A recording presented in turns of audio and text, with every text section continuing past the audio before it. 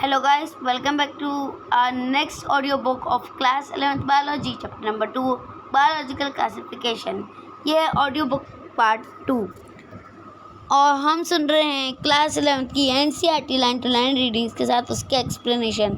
और आज कर रहे हैं बायोलॉजिकल क्लासिफिकेशन के इस ऑडियो बुक 2 में किंगडम मोनेरा के बारे में। तो चलिए स्टार्ट करते हैं। मैं विक्रम देता राव आप सभी को अपने यूट्यूब चैनल हिंदी साहित्य में स्वागत करता हूँ। Let's start. Kingdom Monera 2.1 Bacteria are sole member of Kingdom Monera. They are the most abundant microorganisms. Bacteria occur almost everywhere and hundreds of bacteria are present in handful of soil. Bacteria जो हैं वो kingdom Monera की आत्मा है, यानी कि soul members हैं। इन्हीं से मिलके किंगडम मोनेरा बना है।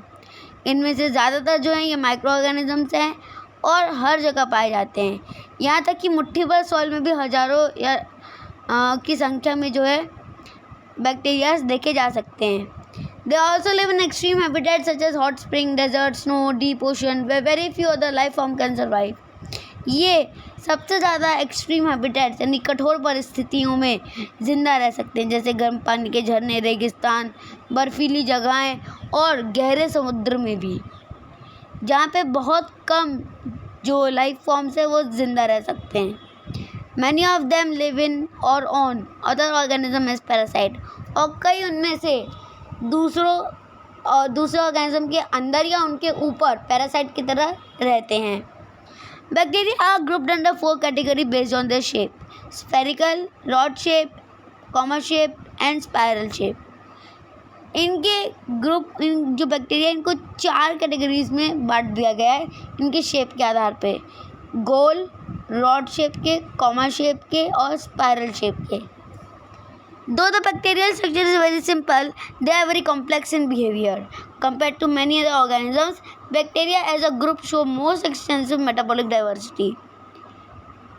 हालांकि बैक्टीरिया का स्ट्रक्चर बहुत ही सिंपल है, लेकिन इनका जो बिहेवियर है ये बहुत ही कॉम्प्लेक्स है। अगर दूसरे ऑर्गेनिज्म के साथ इनका कंपैरिजन किया जाए तो बैक्टीरिया का जो ग्रुप है वो सबसे ज़्यादा मेटाबॉलिक डाइवर्सिटी शो करता है। और इनमें से कुछ बैक्टीरिया ऑटोट्रॉफिक होते हैं जो अपना खाना खुद बना लेते हैं इनऑर्गेनिक सबस्ट्रेट से। Means some of the bacteria are autotrophic that they synthesise their own food from inorganic substrate. They may be photosynthetic autotrophic और chemosynthetic autotrophic. The vast majority of bacteria are heterotrophs that they depend on other organism or on dead organic matter for food. जो large number of bacterias होते हैं ये heterotrophic होते हैं, यानी कि दूसरे ऑर्गेनिजम्स के ऊपर या डेड ऑर्गेनिक मैटर के ऊपर अपने फूड के लिए डिपेंडेंट रहते हैं। अगर बात करें हम आर्की बैक्टीरिया की, these bacteria are special since they live in some of the most harsh habitats such as extreme salty areas, hot springs and marshy area। अगर बात करें आर्की बैक्टीरिया की तो ये कुछ स्पेशल टाइप के बैक्टीरियाज होते हैं जो सबसे हार्श कंडीशंस में रह सकते हैं, जैसे extremely salty areas halophiles, hot spring thermoacidophiles, marshy area में methanogens. Archaebacteria differ from other bacteria in having different cell wall structure and this feature is responsible for their survival in extreme conditions। जो archaebacteria है ये दूसरे bacteria से different इसलिए क्योंकि इनकी cell wall का स्ट्रक्चर और फीचर जो इनको एक्सट्रीम कंडीशन में रहने में हेल्प करता है वो बाकी सारे बैक्टीरिया से अलग है। Methanogens are present in the gut of several ruminant animals such as cow and buffalo and they are responsible for production of methane biogas from the dung of this animal। अगर मीथेनोजन की specifically बात की जाए तो ये कई ruminants जैसे काऊ और बफेलोस उनकी गट में रहते हैं। गट मतलब कि एक तरीके से स्मॉल इंटेस्टाइन में, और ये उनका जो डंग होता है यानी काऊ डंग जिसको गोबर कहते हैं उससे गैस बनाते हैं मीथेन, जो कि एक बायोगैस होती है या उसको गोबर गैस भी कहा जाता है।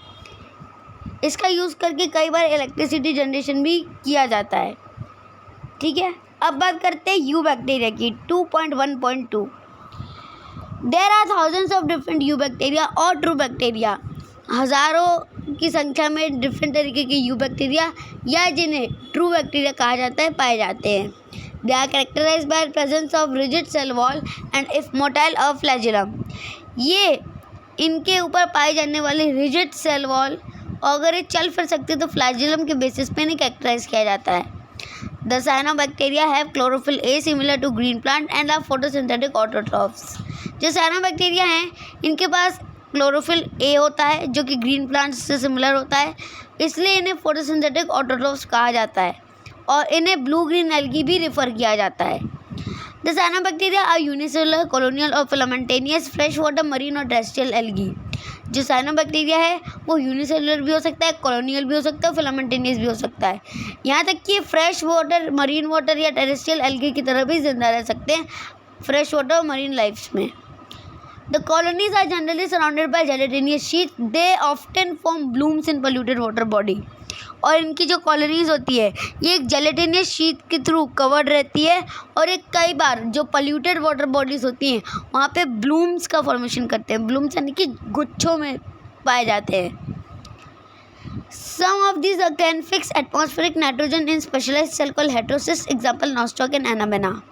इनमें से कुछ जो होते हैं ये एनवायरनमेंट में प्रेजेंट नाइट्रोजन को स्पेशल सेल्स जिन्हें हेटेरोसिस्ट कहा जाता है उनकी हेल्प से या उनमें एटमॉस्फेयर में फिक्स कर सकते हैं जिन्हें हेटेरोसिस्ट कहते हैं, जैसे एग्जांपल नॉस्टॉक और एनाबेना। अब बात करते हैं कीमोसिंथेटिक ऑटोट्रॉफिक बैक्टीरिया की। Chemosynthetic autotrophic bacteria oxidize various inorganic substances such as nitrate, nitrite, ammonia and use the released energy for their ATP production. जो chemosynthetic autotrophic bacteria होते हैं ये inorganic substance जैसे नाइट्रेट्स है, नाइट्राइट्स है, ammonia है, इसको ऑक्सीडाइज करते हैं और इनसे रिलीज होने वाली एनर्जी से अपने लिए ATP का प्रोडक्शन करते हैं। They play great role in recycling nutrients like nitrogen, phosphorus, iron and sulfur.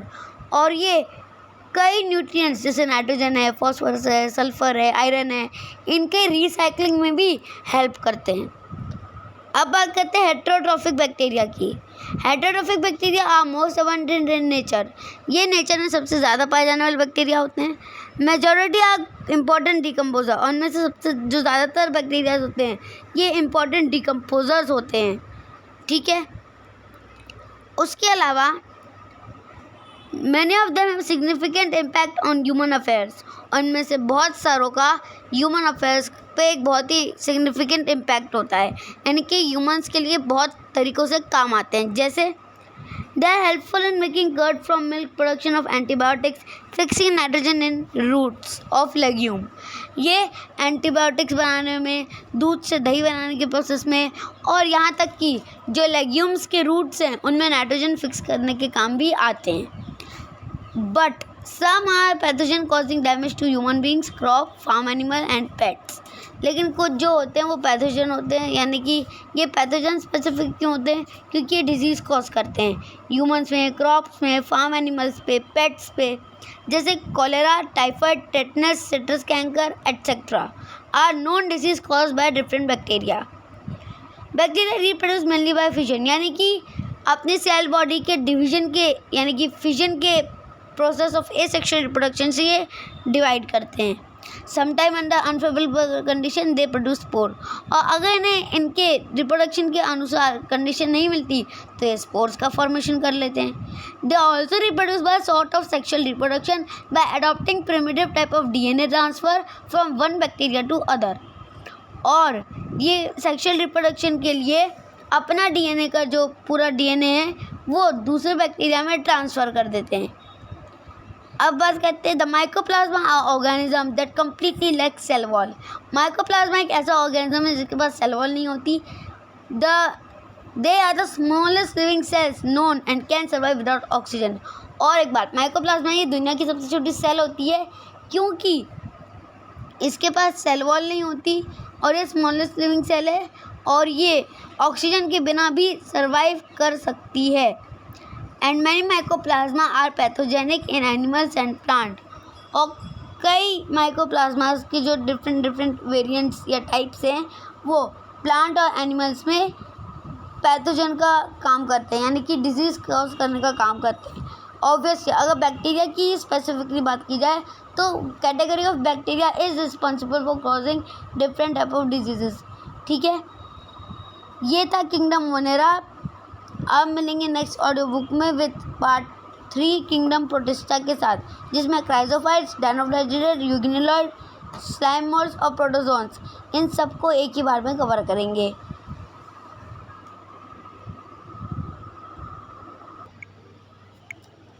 अब मिलते हैं नेक्स्ट ऑडियो बुक में न्यू टॉपिक। तब तक के लिए क्लास 10 से लेकर 12 तक के साइंस के लेक्चर्स के लिए, वीडियो लेक्चर्स के लिए हमारे चैनल हिंदी सप्ताह में विजिट करें। और ऐसी ऑडियो बुक्स के साथ class 11th audio book playlist और class 12th audio book playlist में विजिट करें। Thanks for listening. This is me Vikramaditya Rao signing of.